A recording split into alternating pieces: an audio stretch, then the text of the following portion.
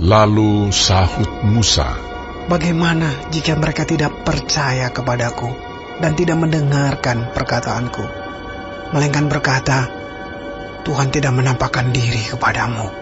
Tuhan berfirman kepadanya, "Apakah yang di tanganmu itu?" Jawab Musa, "Tongkat." Firman Tuhan, "Lemparkanlah itu ke tanah." dan ketika dilemparkannya ke tanah, maka tongkat itu menjadi ular, sehingga Musa lari meninggalkannya. Tetapi firman Tuhan kepada Musa, "Ulurkanlah tanganmu dan peganglah ekornya." Musa mengulurkan tangannya, ditangkapnya ular itu, lalu menjadi tongkat di tangannya. Supaya mereka percaya bahwa Tuhan, Allah nenek moyang mereka, Allah Abraham, Allah Ishak, dan Allah Yakub, telah menampakkan diri kepadamu. Lagi firman Tuhan kepadanya, "Masukkanlah tanganmu ke dalam bajumu." Dimasukkannya tangannya ke dalam bajunya, dan setelah ditariknya keluar, maka tangannya kena kusta putih seperti salju. Sesudah itu firman-Nya, "Masukkanlah tanganmu kembali ke dalam bajumu." Musa memasukkan tangannya kembali ke dalam bajunya, dan setelah ditariknya keluar, maka tangan itu pulih kembali seperti seluruh badannya. Jika mereka tidak percaya kepadamu dan tidak mengindahkan tanda mujizat yang pertama, maka mereka akan percaya kepada tanda mujizat yang kedua.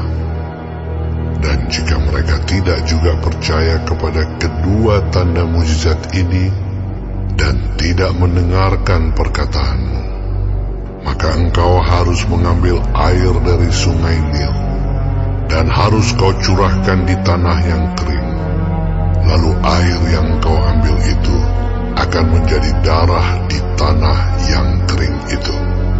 Lalu kata Musa kepada Tuhan, "Ah, Tuhan, aku ini tidak pandai bicara.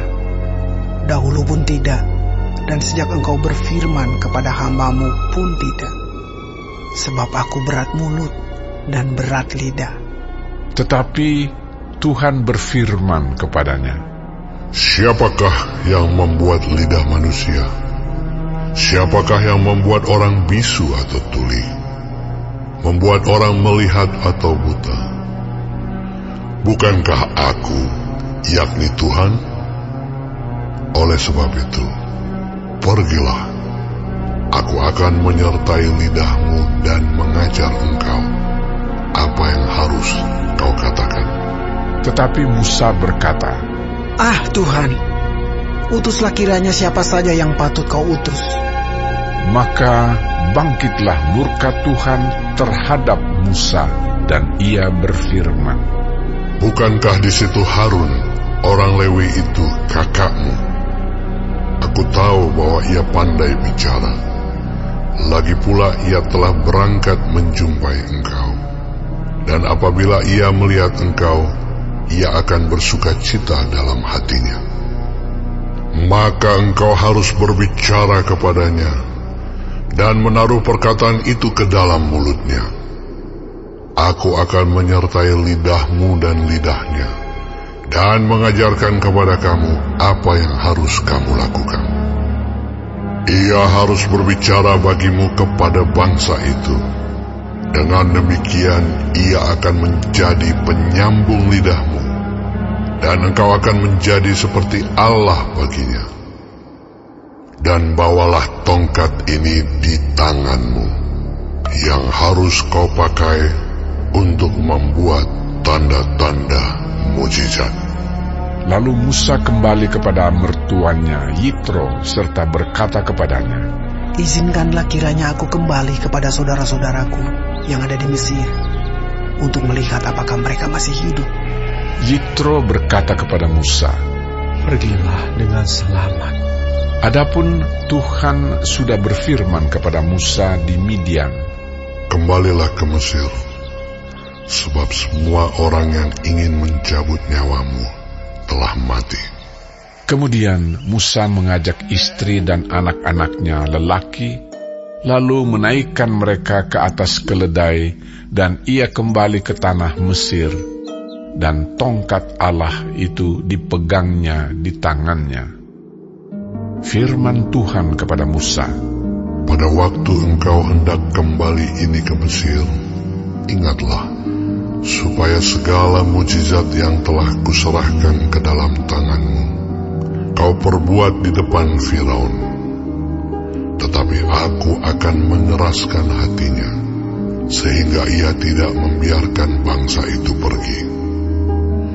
Maka engkau harus berkata kepada Firaun, beginilah firman Tuhan, Israel ialah anakku, anakku yang sulung.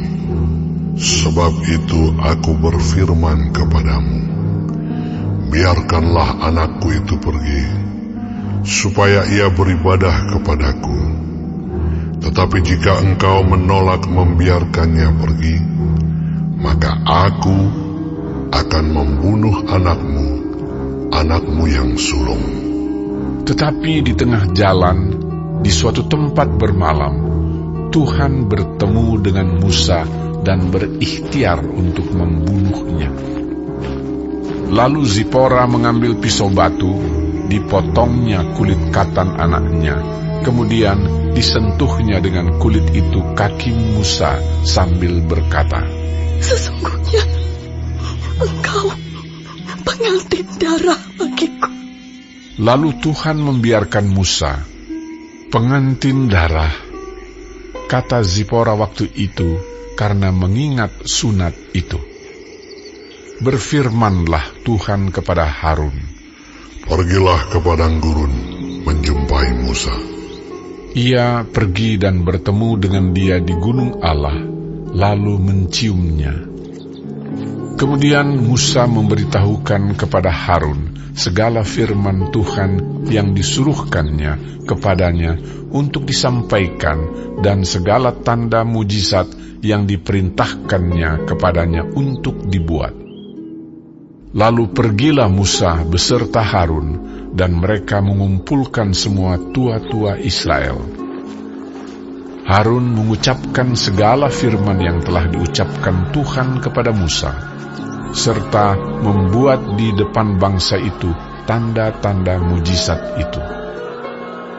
Lalu percayalah bangsa itu, dan ketika mereka mendengar bahwa Tuhan telah mengindahkan orang Israel dan telah melihat kesengsaraan mereka, maka berlututlah mereka dan sujud menyembah.